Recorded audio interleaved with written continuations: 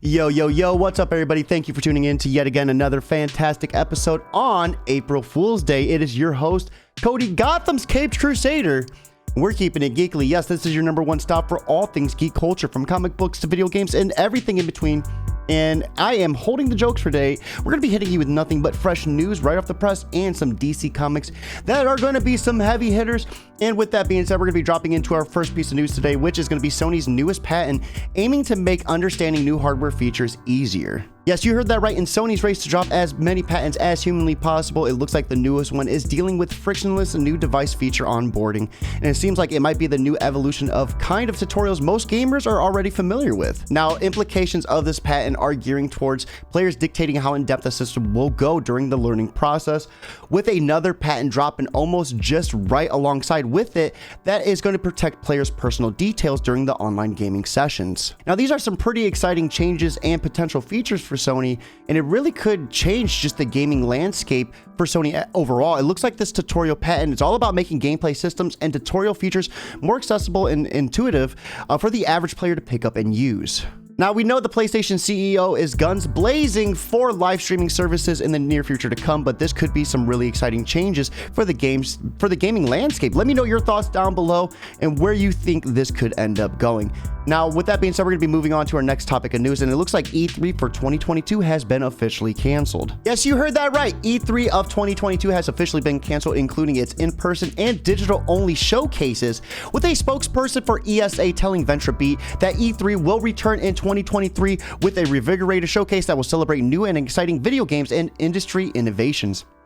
Now, I am left here wondering exactly how long they have known this, because we've seen the PlayStation State of Play do a couple showcases when normally they wouldn't have. So I'm wondering if they were just dropping all the eggs they were saving up for E3, knowing that it wasn't going to show. Now, the statement continues, we previously announced that E3 would not be held in person in 2022 due to the ongoing health risks surrounding COVID-19. Today, we announced that there will also be no digital E3 showcase in 2022.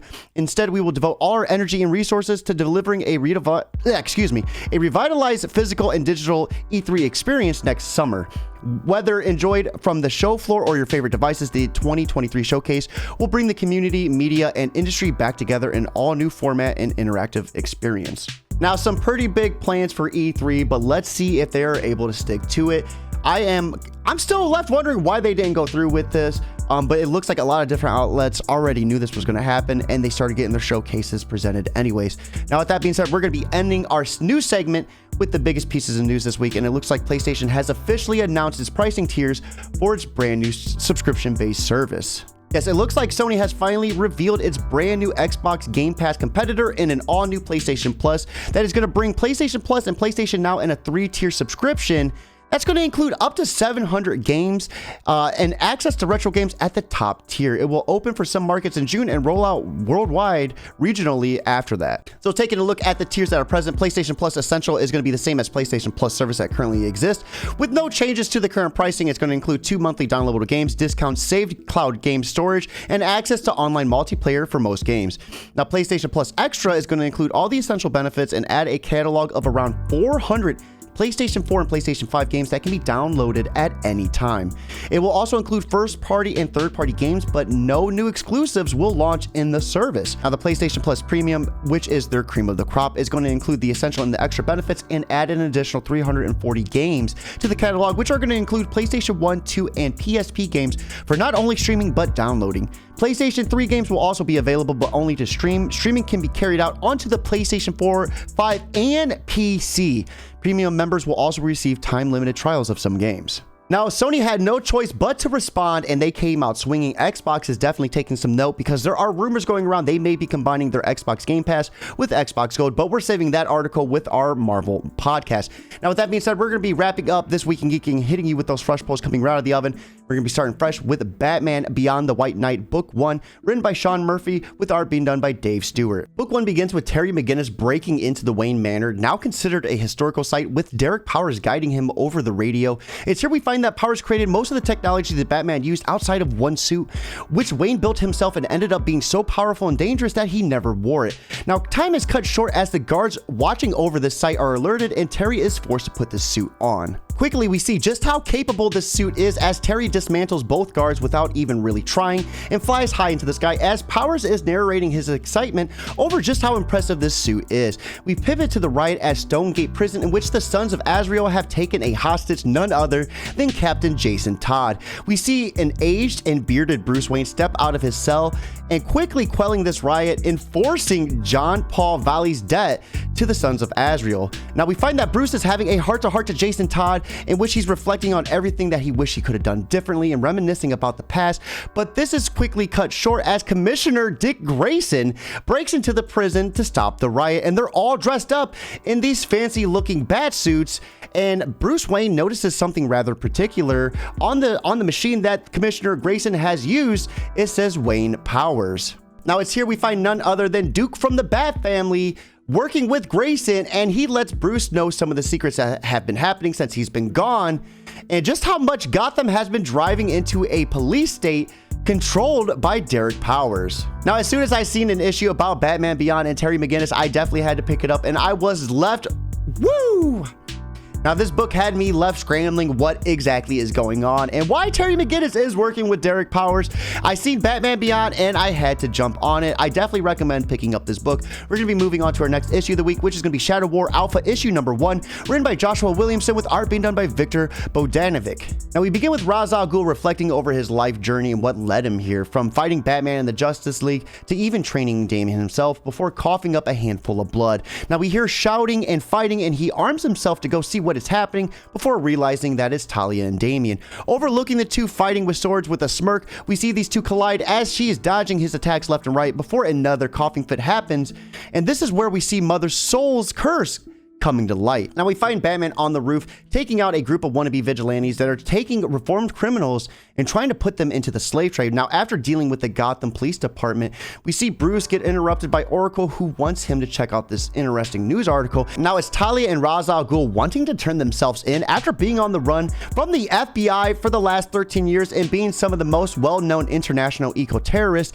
It looks like it's time for them to finally serve some justice. Now, so many countries want jurisdiction of this case, and so many villains want Ra's al Ghul dead, causing the entire Bat family to be on high alert. But Bruce is still able to get intercepted by Damian, and it's here we see the father-family reunion get quickly quelled as Damian wants to focus on the mission at hand, giving them time later to talk about what has happened. Now, as Ra's takes the podium, he begins by confronting the errors of his way, transitioning into how he wants to save humanity by giving them the resin from the Lazarus pit.